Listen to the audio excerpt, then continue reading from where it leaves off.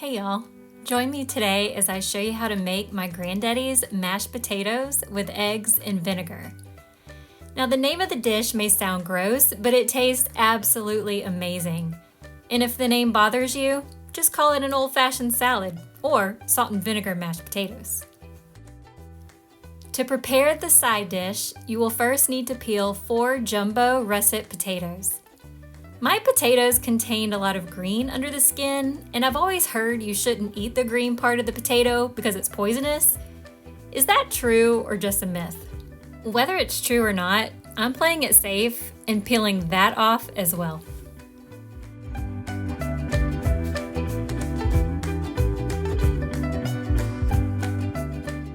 After your potatoes have been peeled, rinse them off and cut them into cubes.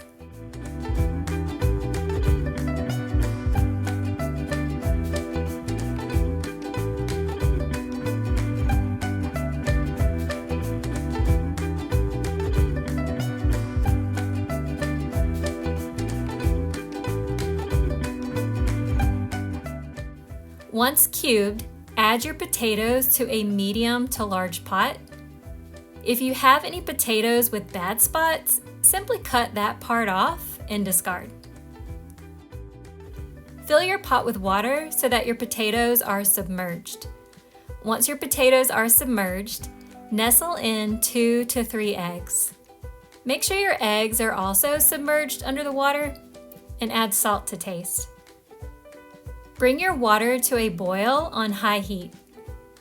Once boiling, turn the temperature down to medium-high heat and boil for 10 minutes. This will cook your potatoes and your eggs at the same time. After 10 minutes, use a fork to pierce or cut through a couple of potatoes to check for tenderness. You should be able to cut a potato with a fork. Remove the eggs from the pot and place them in an ice bath to stop the cooking process. Overcooked eggs will get a green film around the yolk, which doesn't look appetizing. And no, that green is not poisonous. Drain your potatoes and place them back into the pot. Using a potato masher, mash your potatoes until you do not see any potato cubes. At this point, you may want to taste your potatoes to see if they need more salt. To the mashed potatoes, add 3 tablespoons of butter. Mash the butter in with the potatoes so that it melts and gets well incorporated. Next, combine 1/3 to 1/2 cup of mayonnaise, 1/4 cup of sour cream, pepper to taste, 1/2 cup of chopped white onion, and 4 teaspoons of apple cider vinegar. You may want to start with 1 teaspoon of vinegar and taste as you mix. You may find that 4 teaspoons is too much or not enough.